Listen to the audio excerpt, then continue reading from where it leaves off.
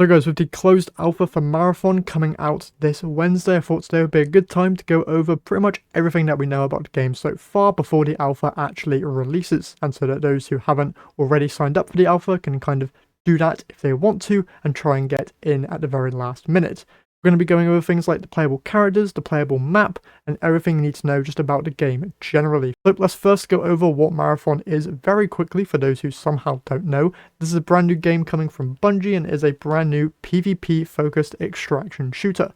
What that means is you're basically going to be going into matches with some loot that you've accumulated over the matches you have already played, and the idea is that you load into a match and find more loot and then head to an extraction point. Once you've extracted, all of the loot from that match will be saved and put into your vault, but then if you die in any of the matches, all of your loot is lost.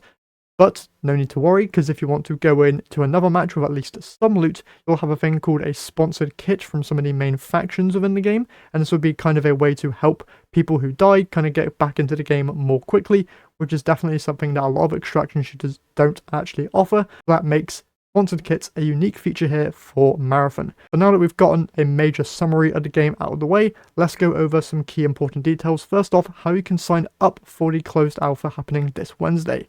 So if you haven't done so already, you're going to want to head to Marathon's official Discord server. Within that, head to any text chat. I believe there's one labeled like Alpha Access or something, but basically put /alpha in there and you should be given a link to a survey, and upon completing said survey, you'll then be thrown into the pond of other people who are also trying to get access to the alpha. Now, just by filling out that survey doesn't mean you're going to be getting guaranteed access. It seems that alpha codes are being given out at random, so you might not even get in. But luckily for those of you who don't get in, the NDA for this alpha has recently just been lifted. So if you aren't lucky enough to be able to play the alpha yourself, you'll be able to play it vicariously through watching other people play, either from YouTube videos or YouTube streams, Twitch streams, or whatever streaming platform you want to watch on. This is a great change coming from Bungie, because before there was a non-disclosure agreement slapped on top of this closed alpha, meaning that if you were able to get in, you weren't able to share anything about it. So there'll be no YouTube videos, no Twitch streams, no nothing. But with that NDA now removed, it allows people who aren't in the alpha to see the game and kind of generate more of an opinion, other than just seeing the couple of gameplay trailers and getting an opinion off of that. Alongside that, now let's go over some of the playable content within the alpha. First off, let's go over the 4 main characters that will be in this alpha. You have Locust, Void, Blackbird, and Glitch. Locust is the armored looking character, and they are described as a soldier archetype. So you've got things like some pretty decent movement, you've got some boosters that will help you move, a tactical sprint, as well as a deployable arm shield that you can actually sprint with and move up with. And then your prime ability, which is your ultimate, allows you to deploy your missile launchers, so that whenever you deal damage to enemies, you'll occasionally shoot out rockets at their general direction and dealing damage, which is really, really cool. But this is going to be a good starter character for most people because they have a good mixture of offense, defense, and maneuverability, which is all good things that you want from a character. Moving on from there, let's talk Glitch, who is your movement junkie style character. They have a lot of movement abilities like a double jump, a power slide, and their prime ability allows them to gain increased movement speed and sprint speed. And then they also have an arm cannon, which they can shoot out a little blast from, and this will actually deal damage to targets hit, but also push them in a general direction. Now then, let's talk Blackbird, who is going to be your Bloodhound equivalent if you've played Apex Legends. They're going to be your recon character, being able to scan people through walls with their prime ability, but then they also have this mechanical drone, which can then go and spot other enemy targets and explode. This will also overheat them, which is your kind of stamina bar. So if you're overheated, you aren't able to sprint, so you're going to be able to slow down characters via that drone, which sounds very, very strong. Alongside this, if you are able to assassinate a target, I believe they have an ability that allows them to, once you have assassinated someone, ping the rest of their teammates. And also if you deal enough damage to a target, you also ping them as well. So very good recon character for gathering basic information on where enemy players are and where enemy AI combatants are as well. And then for the final character, we have Void, who's going to be the main stealth character within this game. Their main kit evolves around basically anything to do with invisibility. They have smokes where they can deploy like a smoke screen effect, and whenever they're in a smoke, they gain invisibility. They can also just throw a smoke on demand and go invisible, but then also just have invisibility on demand as well. So a whole load of stealthy stuff there with Void, and the invisibility does seem very, very strong. So if you're a solo runner or just want to go in solo for a run or two, Void is definitely going to be the strongest character there in my opinion. Now, even though these characters have their base kits and abilities, there are also things like implants, augmentations, and even high-level backpacks that are going to be adding on little things on top of their base kit. Things like maybe an additional ability or augmentations to their base abilities. One thing that was mentioned for Void and Glitch, Glitch turns her double jump into a triple jump potentially with some of the things you can find in matches. For Void, there was also something mentioned about gaining extra melee damage upon exiting invisibility, and things like backpacks. I believe there were some people who were able to just revive themselves, kind of like a self-res situation, and then also a backpack that could make you invisible while looting. Now, whilst that would be very good for someone like Void, you could also throw that onto like Locust or Glitch so that they could also gain invisibility in some way as well. So there's definitely going to be a level of customization to these characters, and they're not just going to be their bog standard kits, which has me very, very excited.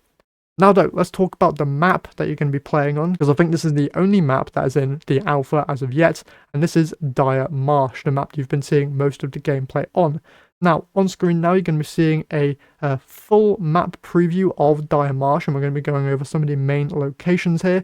So first you have Bio Research, Complex, Greenhouse, Algae Ponds, Quarantine, Field Maintenance, and AI Uplink. These main points of interest are going to be important for completing things like contracts. They're basically bounties that you go into a match hoping to complete. They'll be tasking you with going to these different areas, finding things or doing certain things as well. But then you also have smaller places of interest like Anomaly in the middle of the map, as well as Eastgate and Westgate. Now for those main points of interest, you're going to be finding a specific loot. I think it was mentioned that Field Maintenance, or maybe it was Complex, is a great way for getting weapons, because you have a whole load of weapon like crates and stuff and weapon cases there. So some places might have better loot than others, and you're going to need to play through the alpha itself to learn where specific loot spawns. I'm guessing stuff like AI Uplink might be a good place for shields, for example, and stuff like that. Also on the map, you're going to be seeing main points of interest like high-value targets, UESC incursions, intercepts, guarded exfils, as well as crew exfils. Those exfil points are going to be the only places where you're able to leave the match and actually extract with your loot. Things like the intercepts, incursions, and high-value targets are probably going to be PvE-related events that will drop you a decent amount of loot, but also give your position away to any other nearby enemy players. So those are kind of high risk, high reward type situations that you might want to take advantage of if you're willing to also give away your position there to enemy players. Now that's it for the basic map. Obviously we do know that there are more maps coming with the full release of the game, but I think that the alpha here is only going to be focused around Dire Marsh, and there's been a whole load of teasers that there are of course a load of secrets within this map as well. Things like hidden rooms and stuff like that you'll be able to probably just find through playing and maybe get some exclusive rewards there. Who knows, there might be an exclusive secret tied to the alpha. I have no idea, just guessing, but that would be a really cool thing for them to do. And yeah, I believe that is pretty much everything in regards to this closed alpha. One final thing that I want to mention is that there might be more opportunities for you to gain alpha codes. We know that right now, the way that they're doing alpha codes, I believe, is that they are releasing more codes as the days go on. So I believe at this point they have done the first round of alpha codes, which mainly went out to like content creators and stuff, so they have their codes. And then I believe that some content creators might be getting access to more codes for them to give away, probably during their play sessions inside of the closed alpha itself. But I'm guessing in the next couple of days they're also going to be doing more rounds of giving other random people who have signed up their alpha codes as well. So make sure you have signed up for the alpha before April 23rd so that then you can go in and play.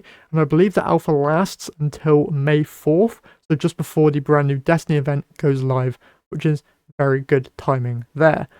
And yeah, that's basically everything that we know about this closed alpha. If any new information comes out, I'll obviously make separate videos covering that.